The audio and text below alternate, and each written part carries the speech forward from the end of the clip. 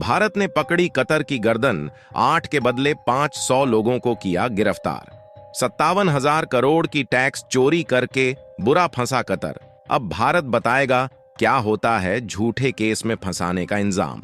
दोस्तों, भारत और कतर के बीच चल रहे विवाद ने एक बहुत बड़ा और अहम मोड़ ले लिया है, क्योंकि कतर सरकार के द्वारा भारत के उन 8 पूर्व नेवी ऑफिसर्स को फांसी देने के दिन नजदीक आ रहे हैं, जिसके बदले में भारत ने अब कतर के ऊपर एक्शन लेने की प्रक्रिया स्टार्ट कर दी है।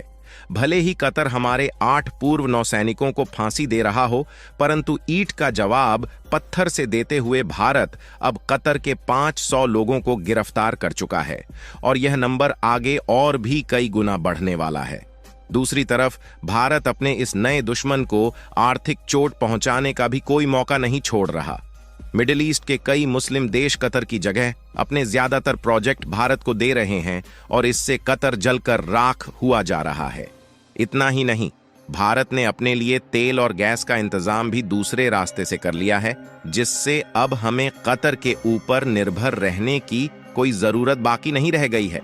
यानी भारत अब कतर को 1 या 2 नहीं बल्कि 3 तरफ से घेर रहा है और अपनी पकड़ को इतना मजबूत करता जा रहा है कि कतर खुद सामने से आकर हमारे नेवी ऑफिसर को छोड़ने पर मजबूर हो गया है। पूरी डेवलपमेंट क्या है इस वीडियो में समझते हैं। भारत जिस तरह से 8 नेवी ऑफिसर को छुड़ाने में कामयाबी हासिल कर रहा है, उसके लिए वीडियो को एक लाइक जरूर करें। साथ ही इसी तरह और भी नॉलेजेबल वीडियो पाने के लिए चैनल को सब्सक्राइब जरूर करें।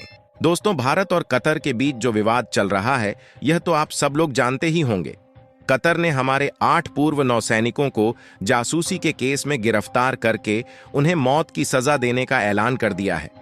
इस खबर को बाहर आए तकरीबन 1 महीना बीत चुका है और यह विवाद अभी तक थमने का नाम नहीं ले रहा, बल्कि सही मायनों में देखें तो दिन प्रतिदिन यह विवाद और ज्यादा बढ़ता ही जा रहा है। इसका कारण यह है कि भारत अब एक्शन मोड में आ गया है और भारत ने कतर को सबक सिखाना शुरू कर दिया है। और जब भारत किसी देश से बदला लेने का इरादा कर लेता है तो फिर उस देश को कोई नहीं बचा सकता, और यही हाल कतर का भी हो रहा है, जहां 8 के बदले भारत ने कतर के 500 लोगों को हिरासत में ले लिया है और बताया जा रहा है कि आगे लोगों की संख्या और भी बढ़ सकती है। असल में जब कतर ने भारतीय नेवी ऑफिसरों को फांसी की सजा सुनाई तो इसके कुछ समय बाद ही यह खबर निकलकर सामने आ गई थी कि कतर की एयरलाइन कंपनी कतर एयरवेज ने भारत में जीएसटी की बहुत बड़ी चोरी की है। मामले की जांच हुई तो पता चला कि इस एयरलाइन ने कोई छोटी मोटी नहीं बल्कि पूरे 57,000 करोड़ की टैक्स चोरी की है। दरअसल कतर एयरवेज का कोई भी प्लेन जब भारत में लैंड करता है तो उसे कई तरह के चार्जेस भारत को चुकाने पड़ते हैं और इस अमाउंट पर टैक्स यानी जीएसटी भी लगता है। अब कतर एयरवेज ने टैक्स से बचने के लिए यहां पर एक खेल खेला और उसने अपनी पेमेंट भारत के ऑफिस में ना करके कतर के हेडक्वार्टर से की है। और कतर इस साल तक टैक्स की चोरी करता रहा, लेकिन आखिरकार ये चोरी पकड़ी गई और जांच करने पर पता चला कि 2020 से लेकर 2023 जून तक कतर एयरवेज 57,000 करोड़ की टैक्स चोरी कर चुका है। और इस चोरी में कोई 1-2 नहीं बल्कि इसके सैकड़ों एम्प्लॉयज शामिल हैं। बात बढ़ने लगी और भारत के अफसरों ने गिरफ्तारियां शुरू कर दी। जैसे जैसे लोगों के नाम सामने आते गए वैसे ही उन्हें गिरफ्तार किया जाता रहा और देखते ही देखते यह नंबर 500 को क्रॉस कर गया और यह बताया जा रहा है कि अभी और भी बहुत लोगों को गिरफ्तार किया जाएगा। कतर को लग रहा था कि वह हमारे 8 पूर्व नौसैनिकों को गिरफ्तार करेगा और हम उसका कुछ बिगाड़ नहीं पाएंगे, लेकिन भारत ने अब अपने उन 8 जवानों के बदले कतर के 500 से ज्यादा लोगों को हिरासत में ले लिया है। और जिस तरह इसके पिछले 1 महीने में कतर ने हमें अपने तेवर दिखाए हैं, उनको ध्यान में रखते हुए यह कहना गलत नहीं होगा कि ये 500 लोग अब आसानी से नहीं छूट पाएंगे। असल में कतर एक बहुत छोटा सा देश है जिसकी इकोनॉमी में कतर एयरवेज का योगदान अच्छा खासा रहता है। ऐसे में अगर इस एयरलाइन को कोई नुकसान होता है तो वह सीधा कतर की इकोनॉमी को हिट करेगा और यह कतर को काफी भारी पड़ सकता है। इसके अलावा कतर के लिए एक मुसीबत यह भी है कि अब उसके पास भारत को घेरने का कोई तरीका नहीं बचा है। अब न हमें अपनी गैस की धौंस दे सकता है और न ही किसी दूसरे प्रोडक्ट के एक्सपोर्ट को रोकने की धमकी।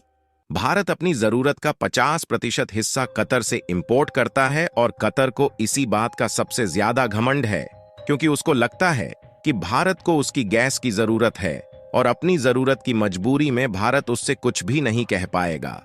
लेकिन कतर को शायद इस बात का अंदाजा नहीं है कि भारत अब गैस ही नहीं बल्कि तेल के मामले में भी दूसरे देशों पर निर्भरता को खत्म करने जा रहा है।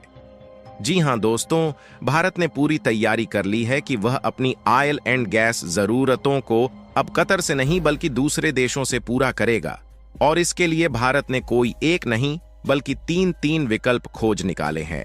इसमें सबसे पहला नाम है मोजाम्बिक का, जो कि एक अफ्रीकी देश है। मोजाम्बिक के अंदर दुनिया की सबसे बड़ी एलएनजी फैसिलिटी मौजूद है और भारत ने इस प्रोजेक्ट को $20 मिलियन इन्वेस्ट करके अपना बनाने का ऐलान कर दिया है।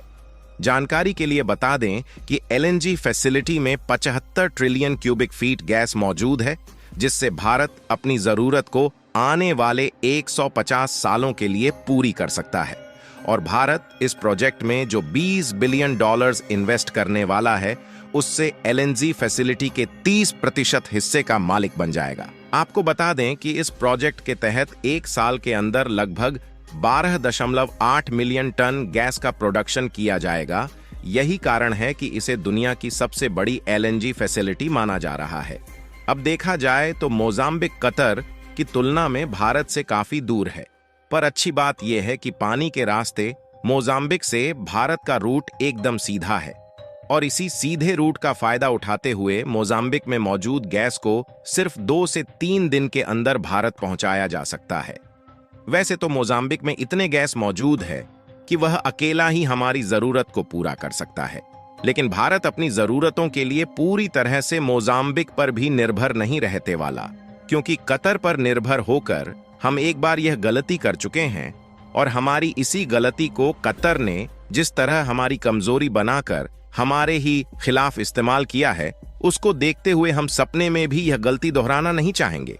यही कारण है कि मोजाम्बिक के साथ साथ भारत ने गैस इंपोर्ट करने के लिए वेनेजुएला और इराक को भी विकल्प के तौर पर रखा है।